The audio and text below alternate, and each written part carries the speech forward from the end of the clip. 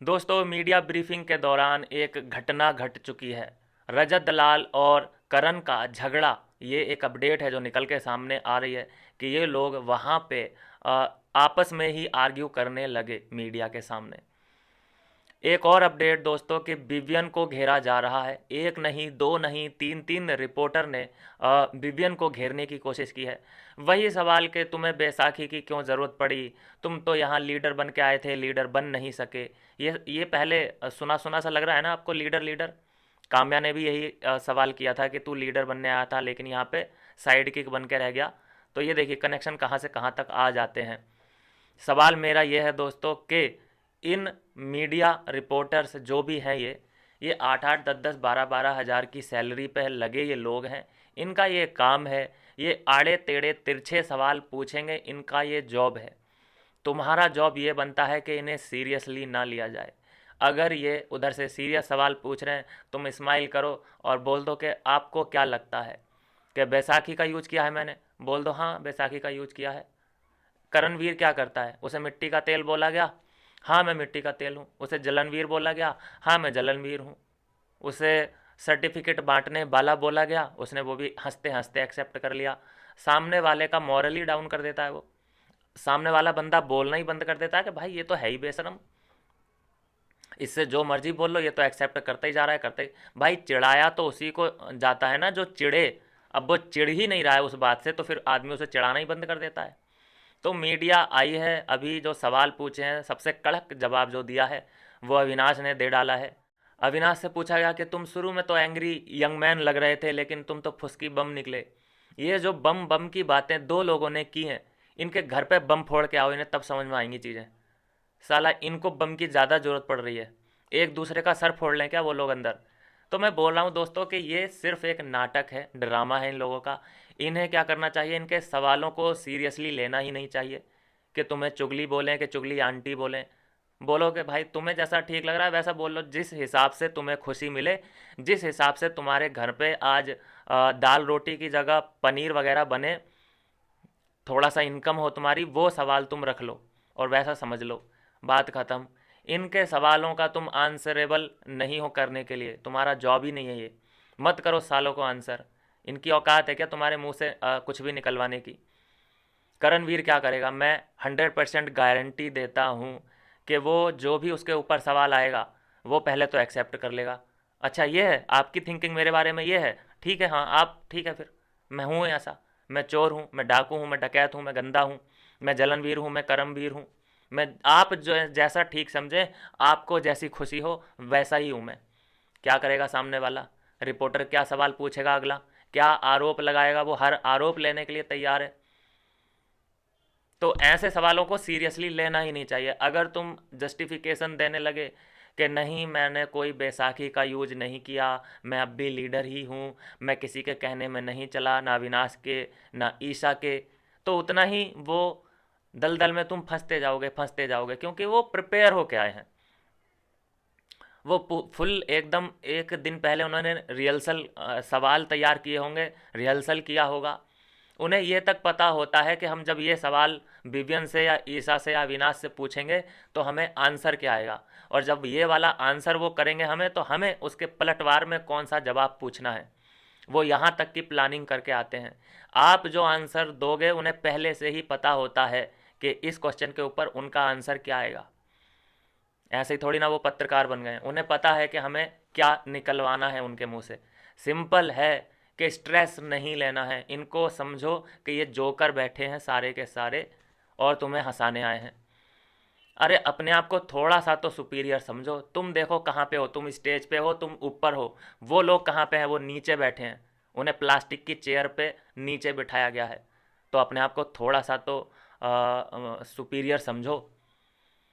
जिन्होंने मीडिया के सवालों को सीरियसली ले लिया वो डिप्रेशन में जाएगा, 2-4 घंटे रोएगा रोएगा, अपना दिमाग ख़राब करेगा, स्ट्रेस लेगा, सामने वाले को भी स्ट्रेस देगा।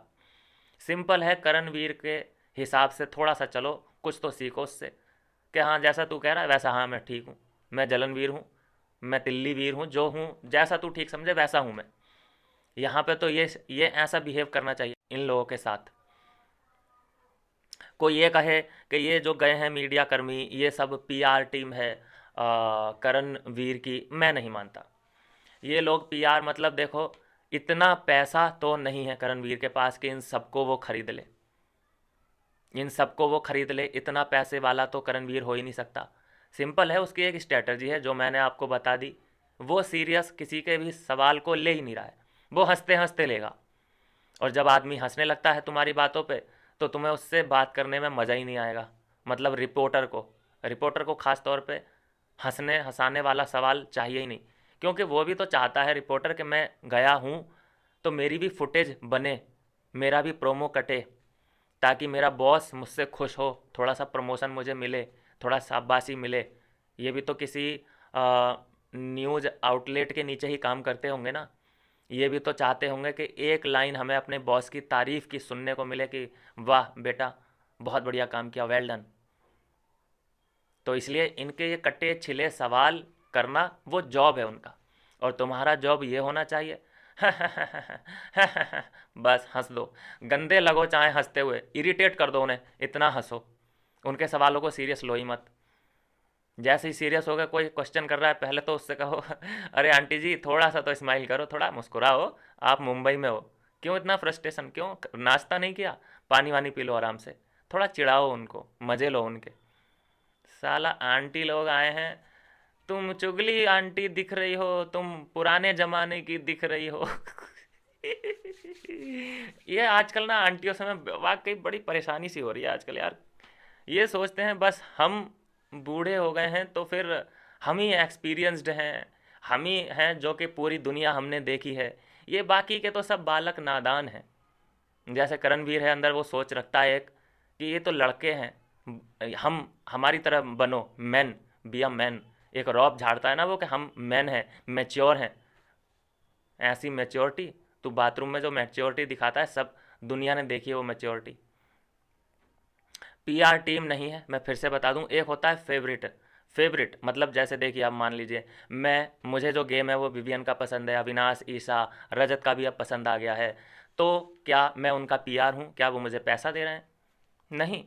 आप किसी को अच्छा मानते हैं, जैसे विवियन, ईशा, रजत, आप भी, अविनाश, इन सभी को आप अच्छा मानते होंगे, आप कमेंट करते हैं उनके बारे में अच्छे अच्छे, तो क्या आप उनके पीआर हो गए? क्या आपको पैसा मिल रहा है कहीं से? कोई आपको कह रहा है कि उनको सपोर्ट करो? नहीं, एक ये दिली ख्वाहिश होती है कि क्योंकि आपको करणवीर का गेम पसंद नहीं है, करणवीर, जलनवीर बहुत बुरा गेम खेल रहा है, गंदा गेम खेल रहा है, तो उसको वो आगे ना बढ़ पाए, किसी अनडिज़र्विंग आदमी को ट्रॉफी ना मिल जाए, इसलिए हमें अच्छे आदमी को सपोर्ट करना पड़ता है। भाई अच्छे आदमी के ही हाथ में ट्रॉफी जानी चाहिए।